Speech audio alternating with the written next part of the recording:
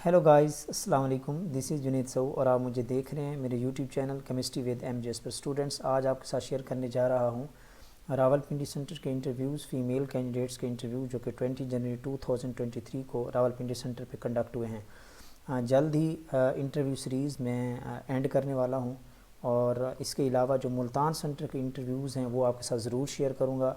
और इंशाल्लाह अभी हम एक नई सीरीज़ स्टार्ट करने वाले हैं, लेक्चर सीरीज़ स्टार्ट करने वाले हैं जो कि बहुत ही इंटरेस्टिंग होगी। काफ़ी कैंडिडेट्स ने ये रिक्वेस्ट की है कि सर स्पेक्ट्रोस्कोपी का चैप्टर स्टार्ट किया जाए, और स्पेक्ट्रोस्कोपी बहुत ही इंफॉर्मेटिव है और इंटरेस्टिंग है। और पीपीएससी के अकॉर्डिंग अगर हम बात करें टेस्ट के हवाले से भी और इसके अलावा इंटरव्यू के हवाले से तो बहुत ही इंपॉर्टेंट है। Lot of questions were asked from the spectroscopy. तो इंशाल्लाह नेक्स्ट जो है ना वो स्पेक्ट्रोस्कोपी जो है ना वो स्टार्ट करेंगे उसका चैप्टर। और इसके अलावा इंशाल्लाह नेक्स्ट मैं एक कंप्लीट जो है ना एक गाइडेंस प्रोवाइड करूँगा, एक स्टडी मैप दूंगा जो हमारे नए कैंडिडेट्स हैं जो लेक्चरशिप की तैयारी करना चाहते हैं और जिनकी ग्रेजुएशन कंप्लीट हो चुकी है या जिनकी कंटिन्यू है, इंशाल्लाह उनके लिए एक कंप्लीट स्टडी मैप दूंगा और कि आपने किस तरह तैयारी करनी है। तो वो सून जल्द ही हम ये स्टार्ट करने वाले हैं। तो ये आज के इंटरव्यू स्टार्ट करने जा रहे हैं।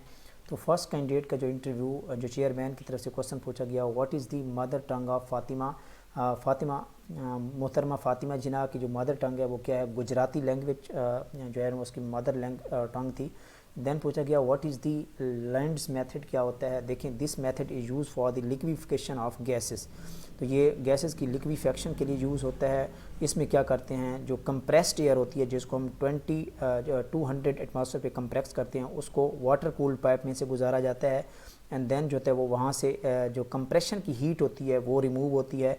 एंड देन उसके बाद इसको हम स्पायरल पाइप में से गुजारते हैं एट दी एंड। और देन जो है ना वो एक्सपेंशन टेक प्लेस होती है जिसमें टेम्परेचर जो प्रेशर जो होता है वो डिक्रीज़ होकर 200 से 1 एटीएम पे चला जाता है, जिससे कूलिंग काज होती है और वो गैस जो होती है वो लिक्विफाई हो जाती है। एंड देन क्वेश्चन पूछा गया सब्जेक्ट स्पेशलिस्ट को जो क्वेश्चन पूछे गए, what is the ozone depletion, what is mean by ozone depletion, कि इसमें जो ओजोन की जो तह होती है वो क्या कर जाती है, वो डिप्लीट हो जाती है, डैमेज हो जाती है। क्यों डैमेज होती है, इसमें बेसिकली क्लोरोफ्लोरोकार्बन दे रिलीज़ दी क्लोरोफ्लोरोकार्बन्स बेसिकली रिएक्ट करते हैं और ओजोन को डैमेज करते हैं। इसमें अगर हम बात करें इसके केमिकल रिएक्शंस की, तो क्लोरोफ्लोरोकार्बन CFCl3 जो है ये क्या करता है, जब इसको HV लाइट मिलती है इसके रिज़ल्ट में ये कन्वर्ट हो जाता है, रेडिकल बन जाते हैं CFCl2 radical, and then chlorine का रेडिकल बन जाता है। और ये जो एक क्लोरीन का रेडिकल होता है यही बेसिकली ओजोन को डिप्लीट करता है। One radical of chlorine can damage the 1 lakh molecule of ozone. Then ये जो रेडिकल है क्लोराइड आयन है, क्लोराइड रेडिकल है, ये रिएक्ट करता है ओजोन के साथ और ये कन्वर्ट कर देता है ClO रेडिकल में और साथ ऑक्सीजन गैस बन जाती है। अभी यही जो है ना वो जो ClO रेडिकल है ये रिएक्ट करता है ऑक्सीजन के एटॉमिक ऑक्सीजन के साथ रिएक्ट करके ये बना देता है क्लोरीन का रेडिकल बन जाता है और साथ ऑक्सीजन गैस बन जाती है।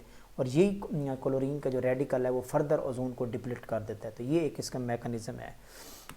एंड देन क्वेश्चन पूछा गया what is buffer solution, very simple and repeated question है। Then what is the electronic distribution diagram, बहुत ही सिंपल क्वेश्चन है कि इलेक्ट्रॉनिक डिस्ट्रीब्यूशन डायग्राम बेसिकली बताती है कि आपने कि इलेक्ट्रॉन की फिलिंग कैसे करनी है, कि इलेक्ट्रॉन किस ऑर्बिटल में या ऑर्बिट में रिजाइड करता है, ये उसके बारे में बताती है। वेरी सिंपल क्वेश्चन है। देखें इसमें जो फर्स्ट शेल होता है n=1, इसको हम क्या लिखते हैं 1s लिखते हैं। इस तरह जब n=2 होता है तो हम क्या लिखते हैं 1s2p लिखते हैं। जब n=3 होता है यानी कि KLM शेल होता है तो 2s 3s 3p 3d।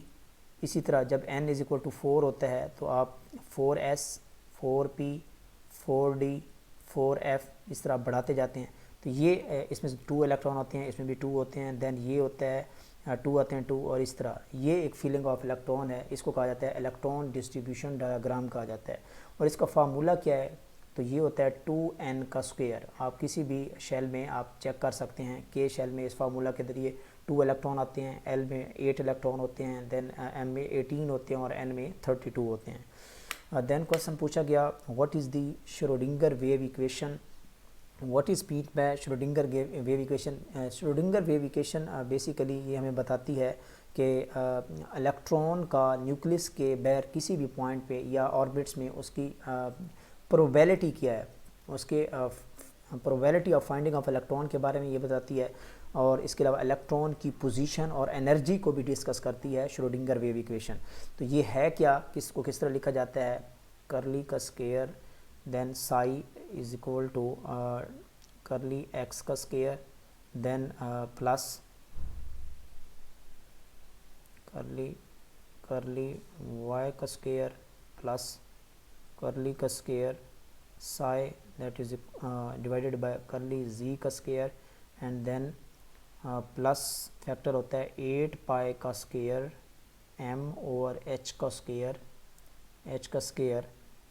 e minus v that is equal to 0। This is the Schrödinger wave equation. इसमें अगर हम बात करें जो z वाला फैक्टर है ये पोजीशन को x y z जो है ये पोजीशन को शो करता है और इसके अलावा ये जो e जो है ये एनर्जी को शो करता है। तो ये सिंपल इक्वेशन है Schrodinger wave equation. Then question पूछा गया methane in the natural gas has smell or not. देखें मीथेन जो है this is the colourless gas और ऑर्डरलेस गैस होती है मीथेन। देन पूछा गया कि what is added for the smell. तो अगर उसमें स्मेल नहीं होती है तो जब मीथेन गैस की लीकेज हो जाती है नेचुरल गैस की तो देन हम कैसे उसको डिटेक्ट करते हैं। तो ये है कि उसमें हम क्या करते हैं, उसमें एक कंपाउंड ऐड करते हैं जिसका नाम है मरकेप्टन। तो हम उसमें ऐड करते हैं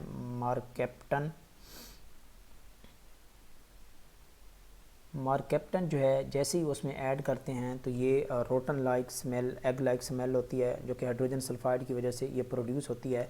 इससे हम उसको डिटेक्ट कर लेते हैं। और यही क्वेश्चन रिपीटेड क्वेश्चन भी है कि आप जो है ना वो मीथेन गैस जो है ये कलरलेस गैस है, ऑर्डरलेस गैस है, तो फिर आप इसको किस तरह इसकी लीकेज को डिटेक्ट कर सकते हैं। तो ये सिंपल है, मरकेप्टन का स्प्रे किया जाता है और उसकी स्मेल प्रोड्यूस होती है। तो आप इससे आप आइडेंटिफाई कर सकते हैं। देन पूछा गया why scent of perfume spreads into the room. बहुत ही सिंपल क्वेश्चन है।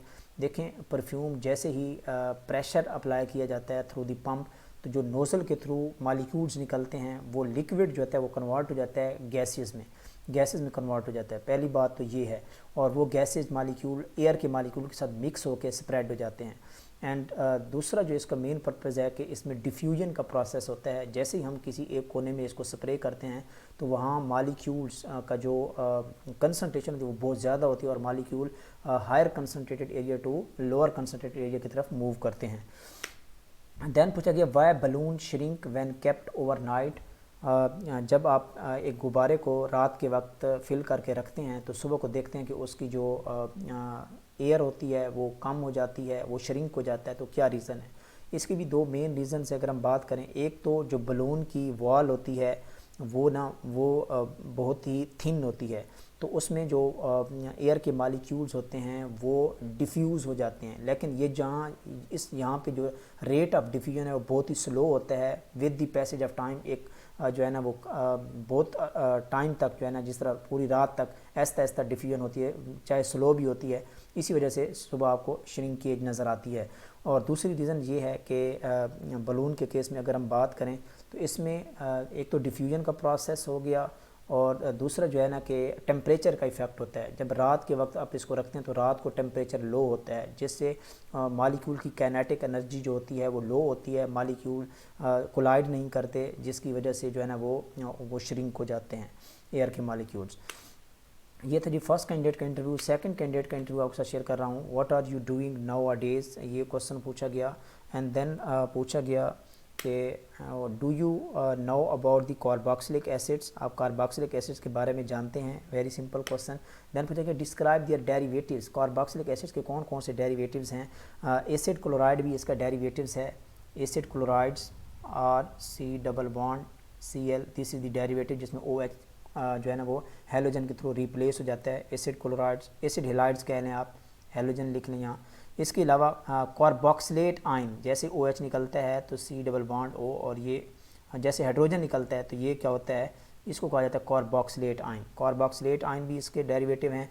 एसिड एनहाइड्राइड की अगर हम बात करें RC double bond oxygen, then C double bond and then R group लगा होता है, ये भी इसके डेरिवेटिव हैं। और इसके अलावा imides RC double bond NH2, imides are also the derivatives of carboxylic acids and इस तरह ये एस्टर्स और एस्टर्स भी इसके क्या हैं derivative R C double bond O R these are the esters, these are all the derivatives of carboxylic acids.